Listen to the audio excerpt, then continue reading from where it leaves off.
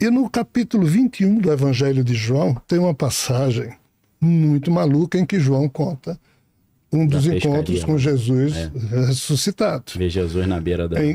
7 dos 11 apóstolos, já que nessa época Judas já tinha se matado, então só tinha 11, Matias não tinha sido escolhido ainda. É verdade, substituto. Então 7 dos 11 apóstolos estavam pescando e a pescaria foi horrível. Quando estavam voltando, viram um homem que estava lá na margem que disse: ei, joga ali. Aí jogaram, pescaram, e quando vieram agradecer o cara, viram que o cara era Jesus. Pedro falou, já vi essa história antes, joga a rede para cá. E João conta que eles comeram peixe juntos nesse dia. Aí na hora do churrasco, tá Jesus ressuscitado aqui, Pedro aqui, os outros 5 apóstolos aqui, e João estava aqui. Isso, entre aspas, eu estou contando assim para facilitar o entendimento. Mas está no Evangelho de João, capítulo 21. E Pedro, quando a turma queria saber qualquer coisa de Jesus, usava Pedro, usava a corda Pedro. Pedro, pergunta a Jesus. Que ele era mais corajoso. Aí Pedro era impulsivo. Sanguíneo, impulsivo. E Pedro vivia enchendo o saco de Jesus na época que ele era vivo. Jesus, quando você for rei, imperador, Messias, você de que pasta? Qual o ministério? Me bota aí no... Os pais de Ministério João... da Defesa, eu quero guerra. Os pais de João e Tiago, quando Jesus, uma certa feita, voltou para Cafarnaum, a turma disse: Jesus, antes de você entrar na cidade, enquanto está só a gente aqui, isso o pai de João e Tiago. Quando você assumir o teu reino, meus filhos vão... Sentado na mesa. Pois é. Aí Jesus disse: cara, meu reino... Quem quiser ser o maior será o menor, quem for o menor será o maior. Muito bem. Aí nessa hora aqui, Jesus ressuscitado, já sabendo de tudo, aí Pedro disse: agora eu vou fazer as perguntas. Aí disse: Jesus, o que é que vai ser de mim? Ele é melhor você não saber não, hein? Aí Jesus dizia: ô Pedro, eu vou na frente, vou preparar um lugar. Aí Pedro não gostou muito da pergunta, né? E disse: e João? Não, o do próximo lá. E de fulano.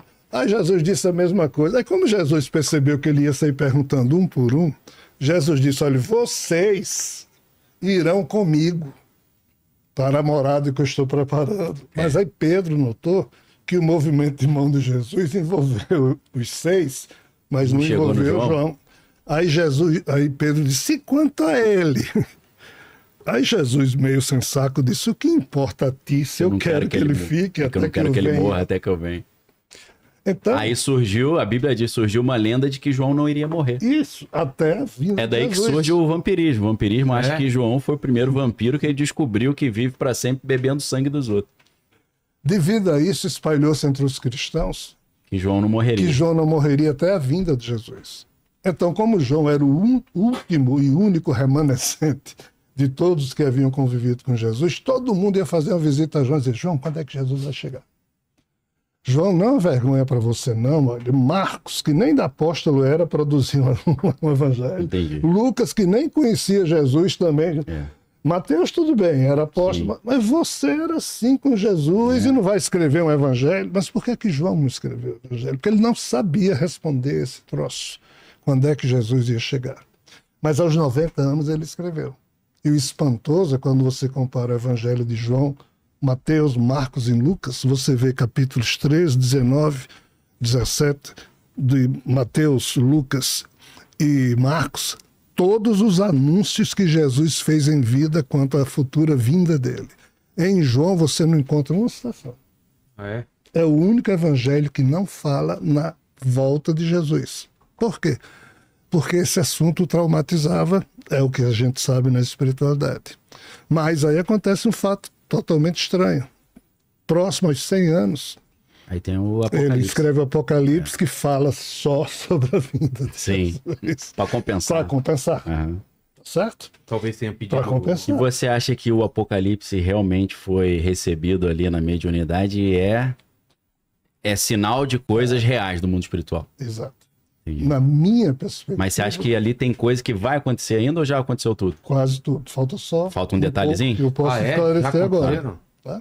Na minha perspectiva, qual é a diferença do Apocalipse enquanto livro... A gente nem chegou ainda em Constantino. Não chegamos, rapaz. Quantas horas você tem hoje aí, Vilela? Estamos tranquilos aí. Tem comida, tem bebida. Mas nem começou aqui ainda. Como é que faz?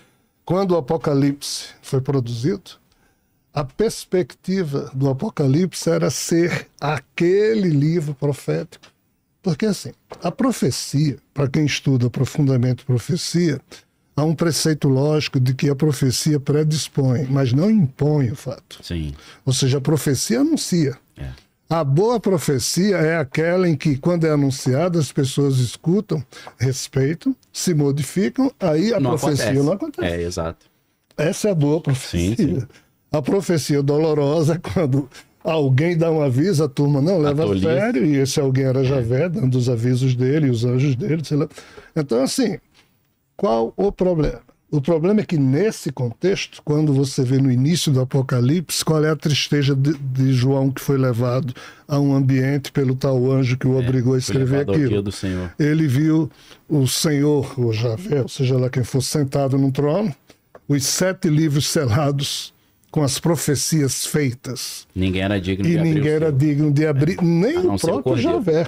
Mas é o Cordeiro, o leão da tribo de Judá, que morreu e morreu, Jesus é digno. Ou seja, isso aqui está querendo dizer que de todas essas figuras, só o Jesus ressuscitado teria condições de, dentre todas as profecias vaticinadas, que poderiam acontecer ou não, mas o Apocalipse seria o livro que diria, escolheria, distinguiria as profecias que inexoravelmente iriam acontecer. Então o Apocalipse inevitável, né? Traz essa marca da inevitabilidade, da inexorabilidade.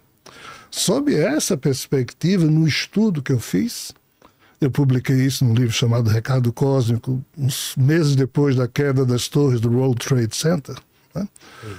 2001. Na minha perspectiva, nós temos 3 eventos antes da chegada iminente da Jerusalém Celeste, que seria exatamente o tal Roquima, ou Sofia, que seria o ser que, em tese, teria produzido o humano Jesus, iria se apresentar à Terra, cumprindo assim a palavra de Jesus, já que ele disse, eu vou voltar, mas não nascendo como ser humano, mas sim na minha condição celeste. No Apocalipse, na carta a Filadélfia, o próprio anjo fala com que João diga que o novo nome de Jesus será conhecido, mas o novo nome é o Roquima, ou seja lá o que for. Mas, concluindo, capítulos 17, 18 e 19, diz da queda da Babilônia. Sim, fala de que a Babilônia cai assim, ó, pá, ou seja, a queda das 2 torres do World Trade Center, e diz o que? Os navios e navegadores e mercadores tristes vendo a fumaça do incêndio, ou seja, é aquela cena, né?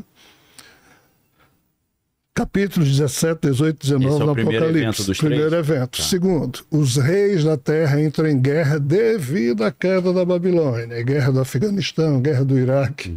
Ucrânia agora. Estados Unidos querendo invadir o Irã. Aí você para. Aí vai para o capítulo 11. Aí surgem as 2 testemunhas do Senhor anunciando.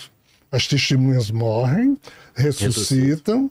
E depois disso, o 7º anjo toca a 7ª trombeta e todos os olhos de viventes na terra verão vir por sobre as nuvens a Jerusalém Celeste com Cristo, blá, blá, blá, blá, blá. E aí vence o anticristo, a besta, o falso profeta. Toda essa confusão. A trindade, né? do capítulo. Então, assim, na perspectiva do meu estudo, que não é meu, foi aí é coisa da espiritualidade. Um quebra-cabeça ali que tem que montar, né? Isso. Então, nesse livro chamado Recado Cósmico, na sua segunda parte, eu apresento isso aqui, que já estaria cumprido, faltando apenas o toque da 7ª trombeta. Ponto.